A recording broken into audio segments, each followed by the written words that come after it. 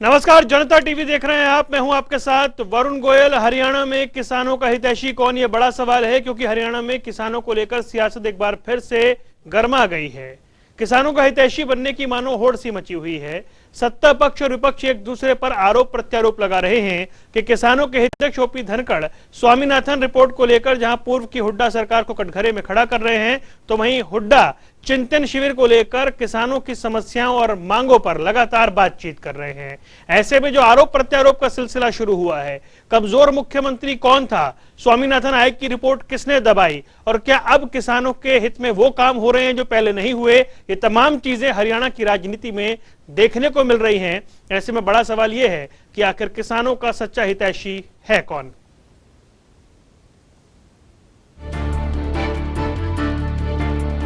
हरियाणा एक कृषि प्रधान प्रदेश है, तो यहाँ किसानों पर सियासत होती रही है, क्योंकि किसान अगर साथ दे तो सरकार बन जाती है, और वही किसान अगर अपना रुख मोड़ ले तो सरकारें बदल जाती हैं। किसानों का वोट बैंक सेंधने के लिए सभी राजनीतिक दल किसानों के सच्चे हितैषी होने का दावा करते हैं, लेकिन उन दावों में कितनी सच्चाई है, ये सोचने वाली बात है।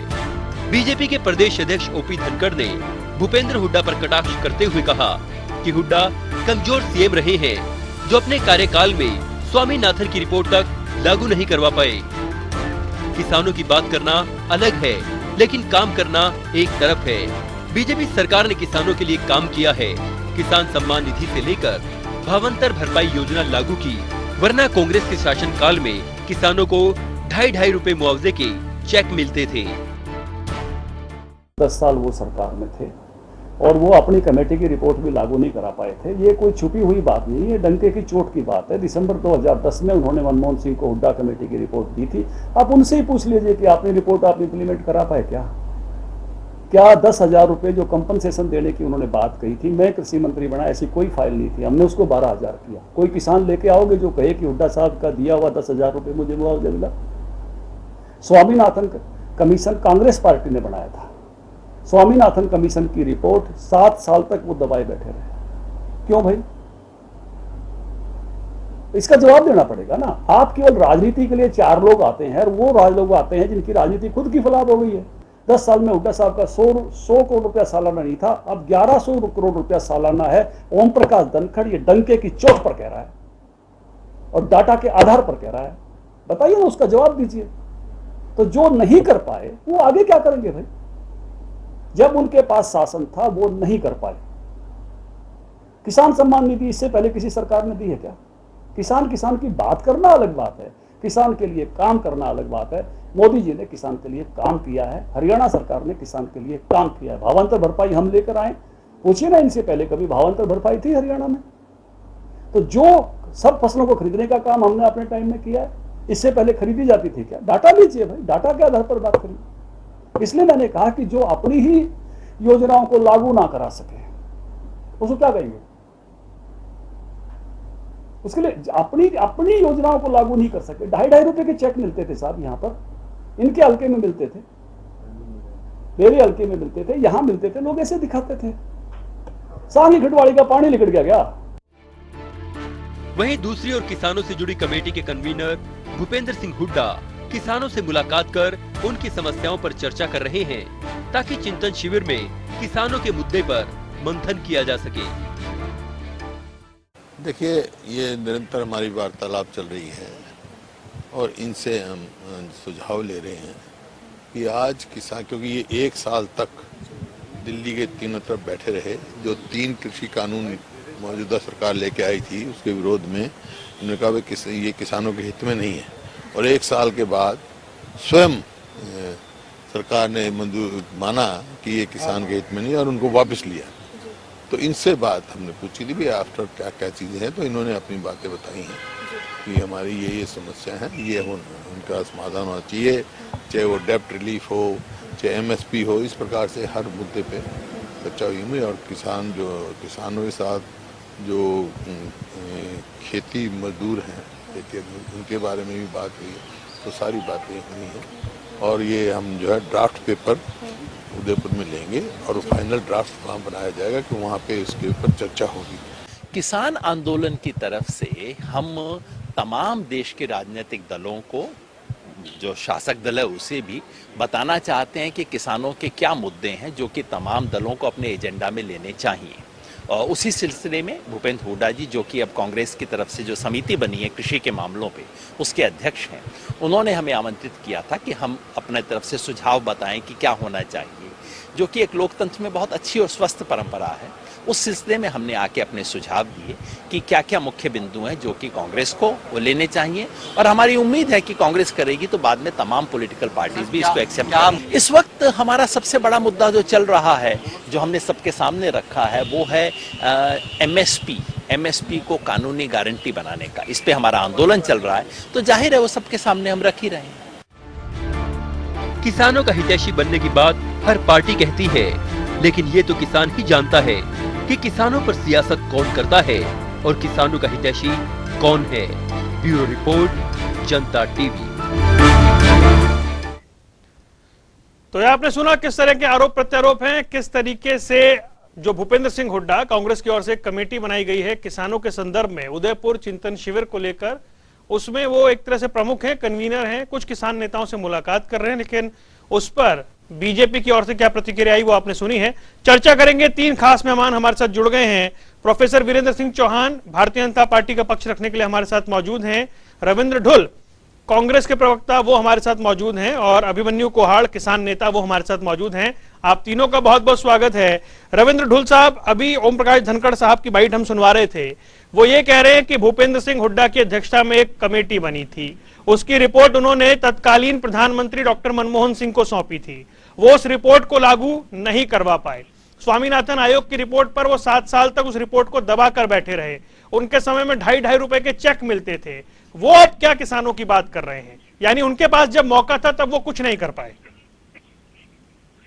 देखिए, मैं इस बात में वो बहुत ज्यादा मुझे बोलने की आवश्यकता नहीं है, क्योंकि जो उन्होंने बोला उसके अंदर ही बहुत कुछ है जिसको हम स्पष्ट कर सकते हैं लोगों के सामने। धनखड़ जी की जब भी बात प्रारंभ होती है, भारतीय जनता पार्टी जब भी बात प्रारंभ करती है, वो प्रारंभ करती है कह करके कि हमने स्वामीनाथन आयोग की रिपोर्ट को लागू कर दिया, कांग्रेस उसे लागू नहीं कर पाई थी, इसलिए कांग्रेस को इसके बारे में बोलना नहीं चाहिए। ये इनकी बिल्कुल शुरुआती बात होती है, उसके बाद में ये बातें आगे बढ़ाते हैं।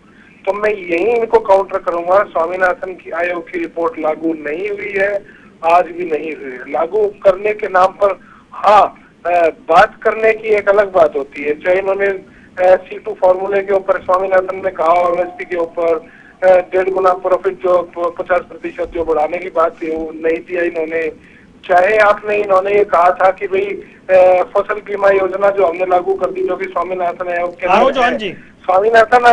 के स्वामीनाथन आयोग की रिपोर्ट के अंदर स्पष्ट तौर पे लिखा है कि किसान फसल बीमा पूरी तरह से सरकार उसका वो देगी, बीमा देगी, किसानों के खाते से जबरन काटना स्वामीनाथन आयोग की रिपोर्ट में कभी भी नहीं लिखा हुआ था। तो जब इन्होंने ही उस रिपोर्ट को लागू नहीं किया तो उस चीज के ऊपर ये बार बार राजनीति करते क्यों है, पहला प्रश्न तो इनसे पूछना चाहिए। ठीक है। अब आगे दूसरी चीज, लोकतंत्र की स्वस्थ परंपरा है, यदि विपक्ष जो है सरकार को भी सुझाव देता है तो इन्हें उसमें आपत्ति क्या है, इनको दिक्कत क्या है यदि विपक्ष इनको कोई सुझाव दे तो? ठीक है। क्या समस्या पैदा होगी भारतीय जनता पार्टी को यदि भारतीय राष्ट्रीय कांग्रेस इनको कोई सुझाव दे दे? जी ठीक है। वीरेंद्र सिंह चौहान, आप सुन रहे थे रविंद्र ढुल क्या कुछ कह रहे हैं। भाई आप भी रिपोर्ट तो लागू नहीं कर पाए हैं और आप बार बार उसको कहते हैं, लेकिन अगर भूपेंद्र सिंह हुड्डा, कांग्रेस ने एक कमेटी बनाई किसानों की, उसके कन्वीनर बनाए गए हैं, वो अगर किसान नेताओं से मिल रहे हैं, किसानों की समस्याओं पर बात कर रहे हैं, तो आपको पीड़ा क्यों है?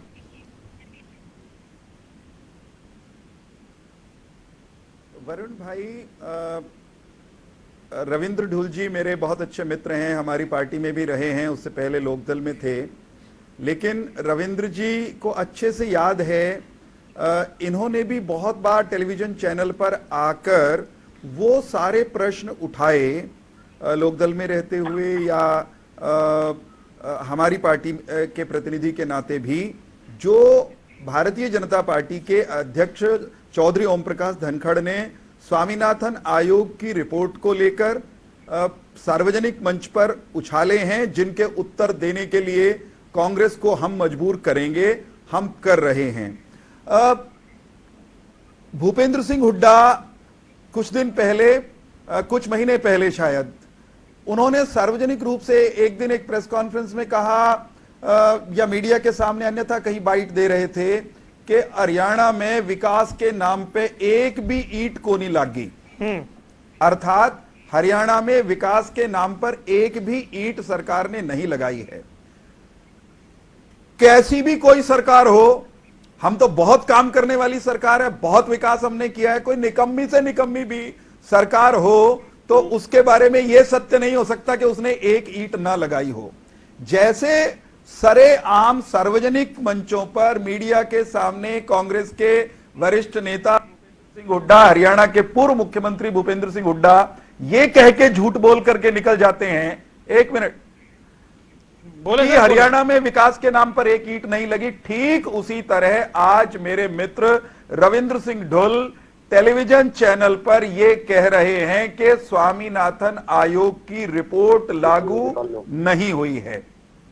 स्वामीनाथन आयोग की रिपोर्ट के बारे में मैं आपके और आपके दर्शकों की जानकारी के लिए बता दूं कि कांग्रेस के जमाने में गठित किसान आयोग, जिसके अध्यक्ष एमएस स्वामीनाथन थे, उसकी रिपोर्ट कांग्रेस के शासनकाल में ही आ गई थी और उसकी रिपोर्ट को 7 साल तक खूंटी पर, हरियाणवी में कहना हो तो टांडी पे लटका के रखने का किसान विरोधी काम किया था कांग्रेस की उस समय की केंद्र सरकार ने, मनमोहन सिंह जी की सरकार ने।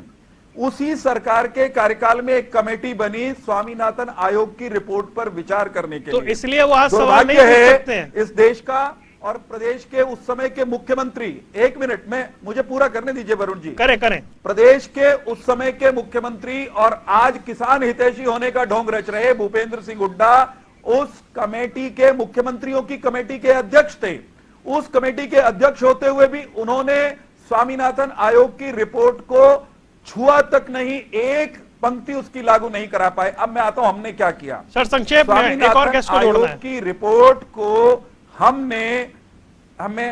मुझे कह लेने दीजिए, देखिए बहुत महत्वपूर्ण बात कह रहा हूं। कहिए। स्वामीनाथन आयोग की जो रिपोर्ट 7 साल खूंटी पर कांग्रेस के शासनकाल में टंगी रही, भूपेंद्र सिंह हुड्डा जिसको लागू नहीं करा पाए, उसको हम लागू कर चुके हैं। उस रिपोर्ट की सिफारिशों के मुताबिक हिंदुस्तान के किसानों को उनकी लागत से 50% बढ़ा करके समर्थन मूल्य, किसानों को उनकी लागत से 50% लागत में 50% मुनाफा जोड़कर, एक मिनट पूरा करने दीजिए, आधी बात नहीं मैं सर फिर कंप्लीट करें। मैं दोहराऊंगा मुझे पूरा करने, कृपा करके वरुण जी। प्रोफेसर साहब प्लीज, बीच में दखल देंगे तो मुझे फिर दखल नहीं सर, मुझे और आप जैसे कंप्लीट करें, मैं ये कह रहा हूं। भारतीय जनता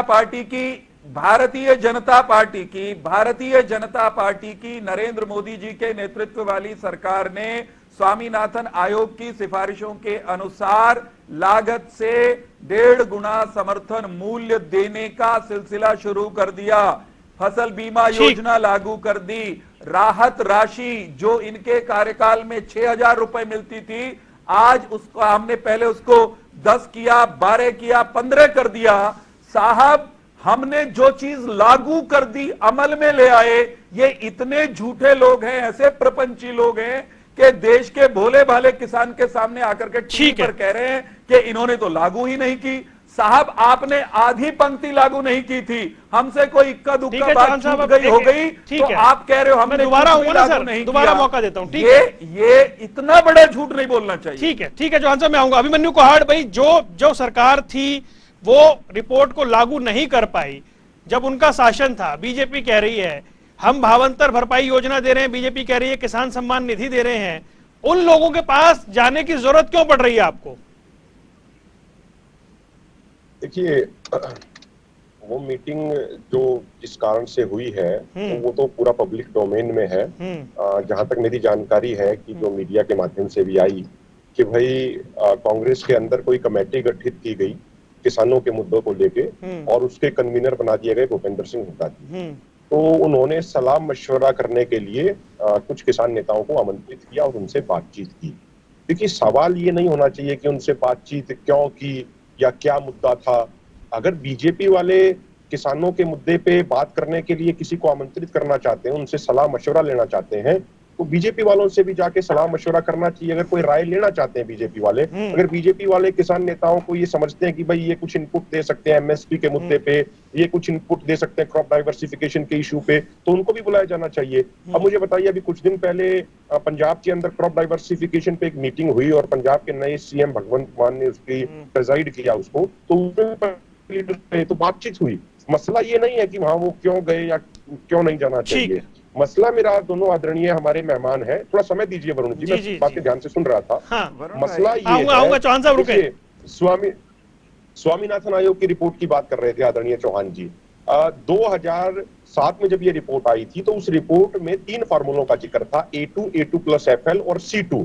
स्वामीनाथन आयोग ने रिकमेंड किया था कि C2 यानी कॉम्प्रिहेंसिव इनपुट कॉस्ट में 50% जोड़ के एमएसपी दिया जाए, जिसमें आपका बिजाई का बीज का खर्चा, आपका खाद का खर्चा, आपका इलेक्ट्रिसिटी का खर्चा, जमीन बेशक आपकी खुद की हो फिर भी जो उसका ठेका उठता है साल का, उसका खर्चा, आपका जो फैमिली लेबर है उसका खर्चा, जो बाहर से आपने लेबर मंगवाया उसका खर्चा, ये सारी चीजें जोड़ के जो आपका एग्रीकल्चर इक्विपमेंट का जो आपका प्राइस डेप्रिसिएशन हो गया, मान लीजिए ट्रैक्टर की कीमत 8 लाख से घट के 7 लाख हो गई, तो प्राइस डेप्रिसिएशन भी आपका खर्चे में जोड़ा जाएगा, उसमें 50% जोड़ के देने का वादा किया गया था, देने की बात कही गई थी। लेकिन जो बीजेपी ने लागू किया वो A2+FL+50 किया, इन्होंने C2+50 नहीं किया।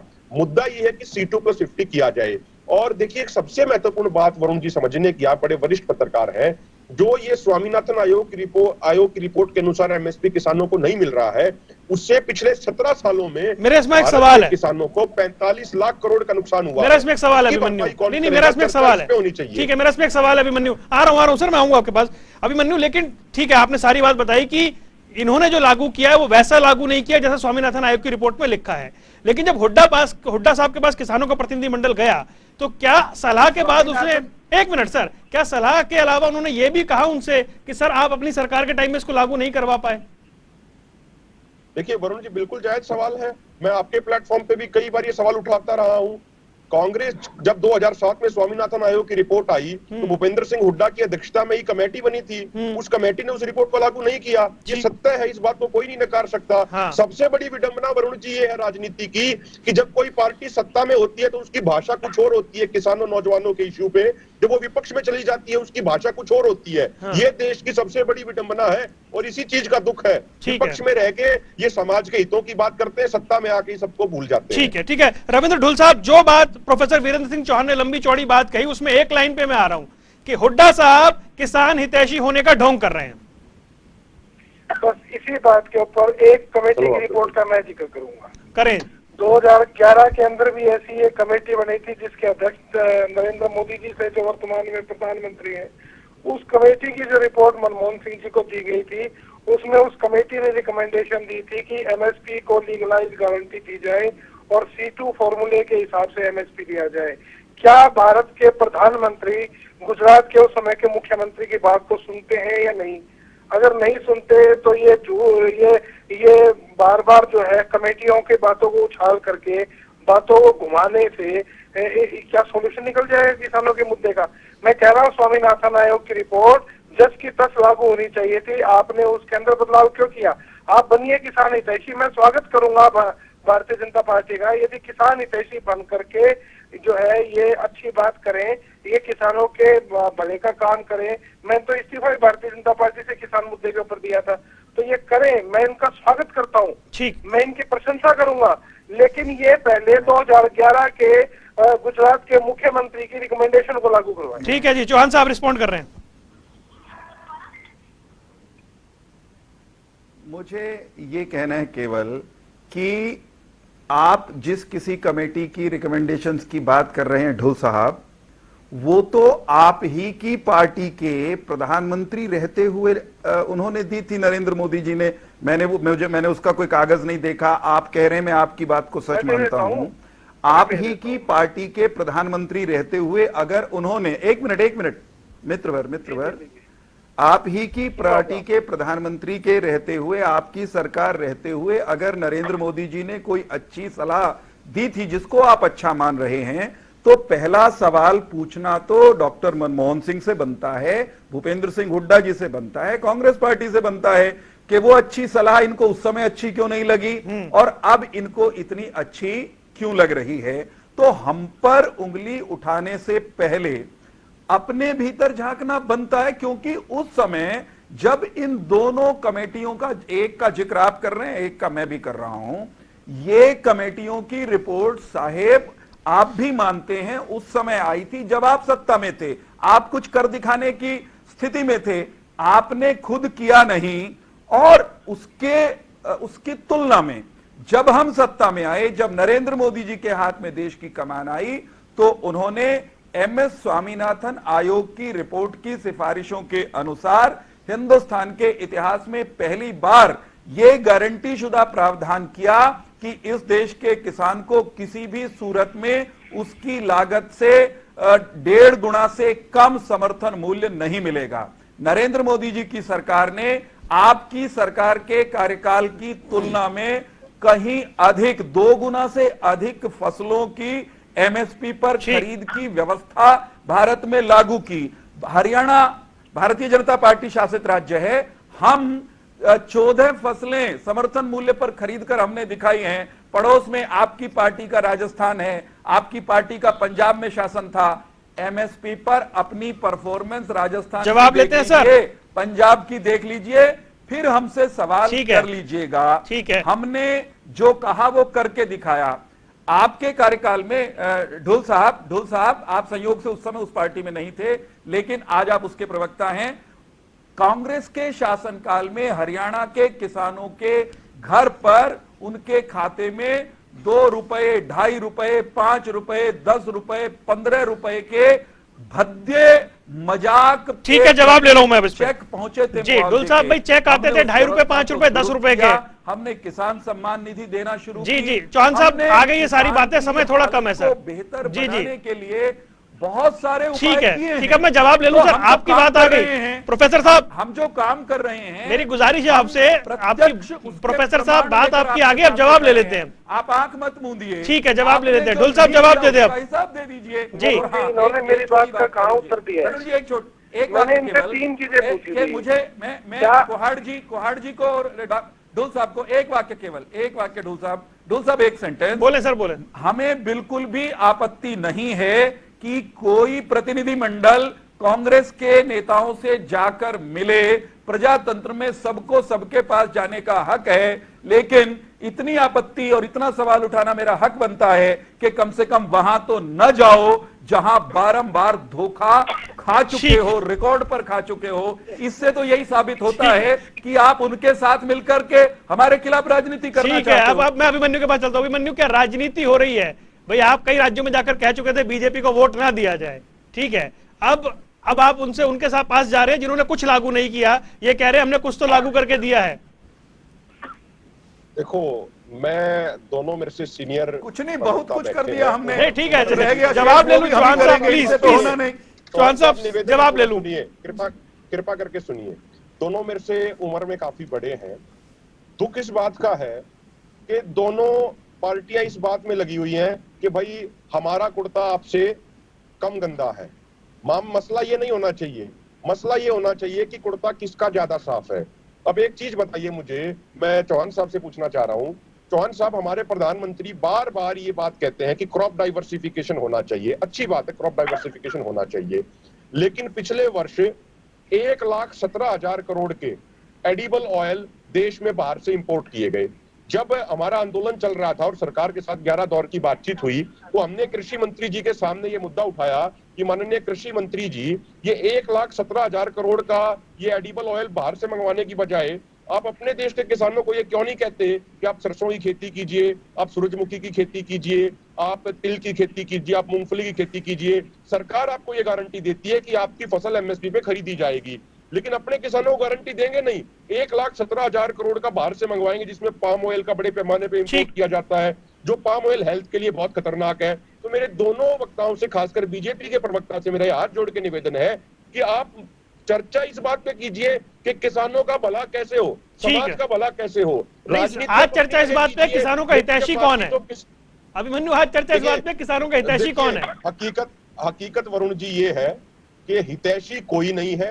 कोई किसानों का शोषण करने के मामले में 19 है, तो कोई किसानों का शोषण करने के मामले में 21 है। तो कौन 21 है, कौन 19 है, ये बता दीजिए। देखिए, ये तो समय समय पे सारी चीजें बदलती रहती हैं। अभी हम 378 दिन तक बैठे धरने पे, और 378 स्पष्ट जवाब दीजिए ना अभिमन्यु, आप तो सीधी बात करने के माहिर हैं, सीधा सीधा बताइए कौन 21 है, कौन 19 है, किसका कुर्ता कम गंदा रहा आपके हिसाब से, चलिए ये बता दीजिए। देखिए, जो हमने भारतीय जनता पार्टी के समय में देखा, अगर मैं शुरुआत से बात करूं तो लगभग आप देखिए, आते ही इन्होंने क्या किया, प्रधानमंत्री जी ने पहली कैबिनेट की बैठक ली थी और उसमें यह कहा था कि भाई कोई भी राज्य किसानों को बोनस नहीं देगा फसलों के ऊपर। ये प्रधानमंत्री जी का उनकी मीटिंग में लिया गया निर्णय है 2014 का। उसके बाद वो 2014 के आखिर में 2013 के जमीन जो अधिग्रहण, मेरे पास समय कम है, मैं सवाल को और सिंपल कर देता हूं और मेरे को एक लाइन में जवाब दीजिए। 2004 से 14 तक के शासन में किसानों की बेहतरी हुई या 14 से 22 वाले में जो अब तक का है उसमें कम हुई? किसमें बेहतर हुई, किसमें कम हुई, सीधा बताइएगा। देखिए वरुण जी 2014 से 22 तक लेके किसानों की हालत और भी ज्यादा खराब होती चली गई। ठीक है, पहले ज्यादा अच्छी तो फिर तो आप ठीक जगह जा रहे हैं, और ज्यादा बदतर हो, फिर तो आप ठीक जगह जा रहे हैं जी। रविंद्र ढुल साहब, अभी आप सुन रहे थे जो बात अभी हो रही थी, तो भाई जो वो पुरानी बात कर रहे हैं कि चेक की बात हो रही है कि आपके समय में चेक नहीं, 2-2 ₹2.5 के चेक आ रहे थे, कोई ऐसी भावांतर भरपाई योजना नहीं थी, कोई किसान को जो सम्मान निधि मिल रही है ऐसी कोई योजना नहीं थी, तो ये सारी चीजें आपके समय में थी, अब आप किसानों की बात कर रहे हैं। मैं कह रहा हूँ ना वरुण जी, मैं तो स्वागत कर रहा हूँ भारतीय जनता पार्टी का ये दिए अच्छे फैसले ने। इनको विपक्ष के अंदर मीन मेक निकालने की सिवा काम क्या है? मैं तो कह रहा हूँ कि गुजरात के मुख्यमंत्री की सिफारिश को लागू कर दे, किसानों की समस्या खत्म। वो कह रहे हैं उस समय के प्रधानमंत्री ने क्यों लागू नहीं की? अरे वर्तमान प्रधानमंत्री क्यों नहीं लागू करते? गुजरात के तत्कालीन मुख्यमंत्री मनमोहन पर क्यों नहीं? नरेंद्र मोदी सर, समय खत्म हो रहा है। चौहान साहब सिर्फ 30 सेकंड आपके पास, मुझे वाइंड अप करना है। 30 सेकंड चौहान साहब जवाब दे दीजिए, दोनों का 30 सेकंड है बस। भारतीय जनता पार्टी की वर्तमान सरकार आज तक की किसी भी भारत सरकार की तुलना में किसानों के हितों को लेकर सबसे अधिक संवेदनशील, उनके हितों के लिए हर मोर्चे पर अड़ने लड़ने वाली सरकार है। किसान की बेहतरी के लिए बहुत सारे काम किए हैं। जहां कहीं कमी है उन कमियों को दूर करके हम ही किसानों के हितों के वास्तविक, असली, दमदार, मजबूत पैरोकार हैं। हम ये देश की जनता को 2019 में भी समझा पाए। ठीक है चौहान साहब, आने वाले दिनों में अभिमन्यु कोहाड़, समय मेरे पास इतना ही था, मैं माफी चाहता हूं, लेकिन कुल मिलाकर बात यह है कि भूपेंद्र सिंह हुड्डा किसानों के प्रतिनिधि बनकर, एक तरह से क्योंकि कन्वीनर बनकर उस कमेटी के, वो किसान नेताओं से बात कर रहे हैं। बीजेपी की ओर से तीखा प्रहार किया गया है, सवाल पूछा जा रहा है कि अपने वक्त में वो कुछ क्यों नहीं कर पाए। जवाब इसका क्या कुछ आता है ये देखना होगा। फिलहाल इस पेशकश में इतना ही। जनता टीवी पर खबरों का सिलसिला लगातार जारी है।